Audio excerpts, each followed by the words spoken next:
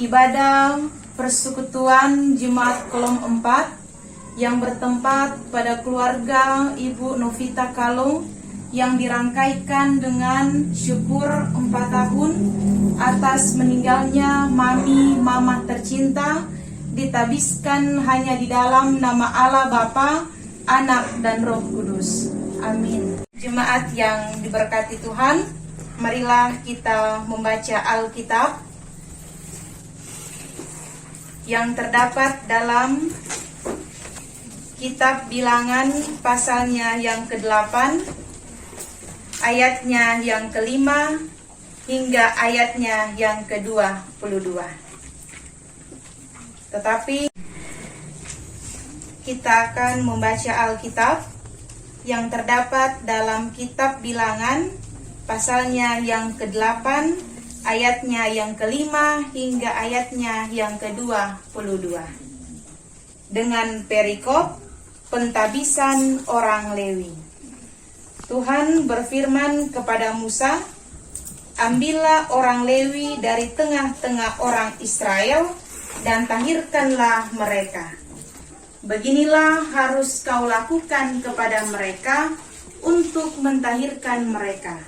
Percikanlah kepada mereka air penghapus dosa, kemudian haruslah mereka mencukur seluruh tubuhnya dan mencuci pakaiannya, dan dengan demikian mentahirkan dirinya. Sesudah itu haruslah mereka mengambil seekor lembu jantan muda dengan korban sajiannya dari tepung yang terbaik, diolah dengan minyak, juga seekor lembu jantan muda yang lain haruslah kau ambil untuk korban penghapus dosa. Selanjutnya haruslah kau suruh orang Lewi mendekat ke depan kemah pertemuan dan kau panggil berkumpul segenap umat Israel. Apabila engkau telah menyuruh orang Lewi mendekat ke hadapan Tuhan, maka haruslah orang Israel meletakkan tangannya atas orang Lewi itu. Dan Harun harus mengunjukkan orang Lewi itu sebagai persembahan unjukan dari antara orang Israel di hadapan Tuhan. Dan demikianlah mereka diuntukkan melakukan pekerjaan jabatannya bagi Tuhan. Setelah orang Lewi meletakkan tangannya atas kepala lembu-lembu jantan muda itu, maka haruslah yang seekor diolah sebagai korban penghapus dosa dan yang lain sebagai korban bakaran bagi Tuhan untuk mengadakan pendamaian bagi orang Lewi. Maka haruslah engkau menghadapkan orang Lewi kepada Harun dengan anak-anaknya dan menunjukkan mereka sebagai persembahan unjukan bagi Tuhan. Demikianlah harus engkau mentahirkan mereka dari tengah-tengah orang Israel, supaya orang Lewi itu menjadi kepunyaanku. Barulah sesudah itu orang Lewi boleh masuk untuk melakukan pekerjaan jabatannya pada kemah pertemuan. Sesudah engkau mentahirkan mereka dan menunjukkan mereka sebagai persembahan unjukan, sebab mereka harus diserahkan dengan sepenuhnya kepadaku dari tengah-tengah orang Israel. Ganti semua yang terdahulu lahir dari kandungan, yakni semua anak sulung yang ada pada orang Israel, telah kau ambil mereka bagiku. Sebab semua anak sulung yang ada pada orang Israel, baik dari manusia maupun dari hewan, adalah kepunyaanku.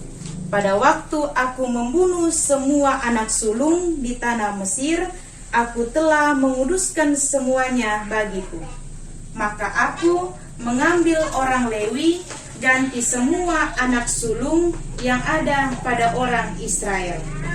Dan aku menyerahkan orang Lewi dari tengah-tengah orang Israel sebagai pemberian kepada Harun dan anak-anaknya untuk melakukan segala pekerjaan jabatan bagi orang Israel di kemah pertemuan, dan untuk mengadakan pendamaian bagi orang Israel, supaya orang Israel jangan kena tulah apabila mereka mendekat ke tempat kudus. Lalu Musa, Harun, dan segenap umat Israel melakukan yang demikian kepada orang Lewi, tepat seperti yang diperintahkan Tuhan kepada Musa mengenai orang Lewi. Demikianlah dilakukan orang Israel kepada mereka. Orang Lewi itu menghapus dosa dari dirinya dan mencuci pakaian mereka. Kemudian Harun menunjukkan mereka sebagai persembahan unjukan di hadapan Tuhan, dan mengadakan pendamaian bagi mereka sambil mentahirkan mereka. Sesudah itu masuklah orang Lewi untuk melakukan pekerjaan jabatan mereka di kemah pertemuan di bawah pengawasan Harun dan anak-anaknya, seperti yang diperintahkan Tuhan kepada Musa mengenai orang Lewi. Demikianlah dilakukan kepada mereka. Sampai di sana pembacaan kitab Bilangan yang kita baca saat ini merupakan kisah tentang perjalanan bangsa Israel keluar dari tanah Mesir menuju tanah perjanjian, yaitu tanah Kanaan, dengan berbagai ketetapan dan peraturan yang Allah berikan bagi mereka. Dan minggu ini kita merenungkan tentang kisah bagaimana orang Lewi ini dipilih, ada yang melatar belakanginya. Lewi merupakan anak ketiga dari Yakub dan Lea, yang kemudian keturunan Yakub inilah yang menjadi ke-12 suku Israel. Kesetiaan Lewi kepada Allah sangatlah teruji, termasuk ketika Musa naik ke Gunung Sinai selama 40 hari lamanya, membuat bangsa Israel menjadi murtad atau pembangkang, di mana mereka membuat patung lembu emas untuk menjadi Allah mereka. Dan Allah mengetahui hal itu, dan Allah sangat marah kepada mereka. Dan ketika Musa melihat hal itu, dia memberi tantangan kepada bangsa Israel. Siapa yang memihak kepada Tuhan, datanglah kepadaku. Dan hanya suku Lewi yang datang kepada Musa dengan kesetiaannya kepada Tuhan. Disitulah salah satu imam iman suku Lewi teruji. Peristiwa pentabisan orang Lewi merupakan peristiwa penting bagaimana mereka dipilih dan dikhususkan untuk melayani di kemah suci. Semua orang Lewi dibersihkan dan dikuduskan terlebih dahulu. Dipercik dengan air penghapus dosa, mencukur seluruh rambut mereka, dan mengganti pakaian atau mencuci pakaian itu, dan mempersembahkan korban penghapus dosa. Kemudian bangsa Israel meletakkan tangan atas orang Lewi adalah bentuk persembahan unjukan kepada Allah, karena orang Lewi dipersembahkan kepada Allah dan menjadi milik Allah. Proses pentahiran yang Tuhan perintahkan ini mengingatkan bahwa kekudusan Tuhan harus dihormati dan dijaga. Bila mereka tidak menghormati kekudusan Tuhan, mereka akan menerima hukuman, yaitu akan kena tulah. Oleh karena itu, agar tulah tidak menimpa mereka, sikap dan tindakan haruslah mentaati semua perintah Tuhan secara tepat dan benar selama menjalankan tugas atau melayani di kemah suci. Jemaat yang diberkati Tuhan, kewajiban menghormati, menjaga kekudusan, memberikan persembahan untuk Tuhan bukan hanyalah berlaku pada perjanjian lama, tetapi berlaku juga untuk kita semua saat ini dan untuk selama-lamanya. Bahwa kita semua ini adalah hamba-hamba Tuhan, adalah pelayan-pelayan Tuhan.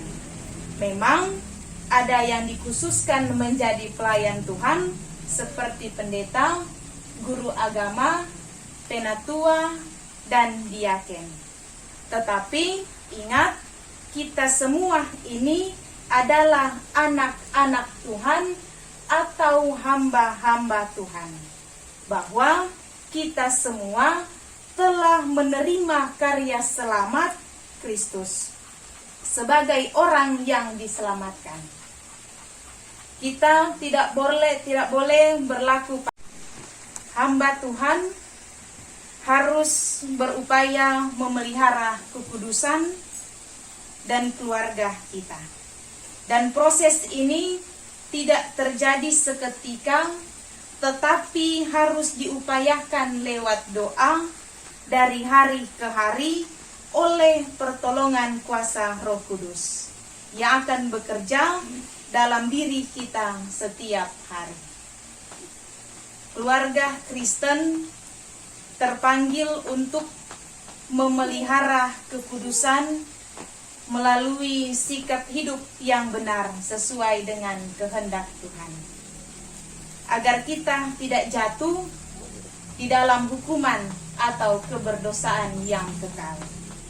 Untuk itu, sikap yang harus kita lakukan dalam hidup ini saling mengasihi, mengampuni, menjauhkan diri dari kebencian serta amarah.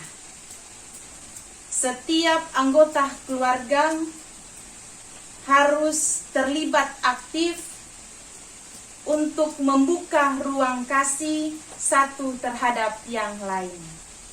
Jangan hanya ingin dikasihi, tetapi juga harus mengasihi. Tidak hanya suka menerima, tapi juga harus mau memberi. Sukacita melayani dimanapun kita pergi dan berada. Belajarlah untuk dapat memberi yang terbaik bagi Tuhan dan mintalah lewat doa kepadanya. Untuk dapat selalu menghargai pengorbanan Tuhan bagi kita di kayu salib dengan hidup di dalam kekudusan, baik diri kita sendiri, keluarga, jemaat, bermasyarakat, dan dimanapun kita pergi dan berada. Jangan berhenti berdoa, jangan berhenti terus percaya kepada Tuhan, karena apapun yang kita inginkan, pasti Tuhan akan menjawab. Tetapi semua itu butuh proses. Tuhan melihat bagaimana kesabaran kita, Tuhan melihat sampai di mana iman kita teruji. Tuhan Yesus memberkati kita semua. Amin.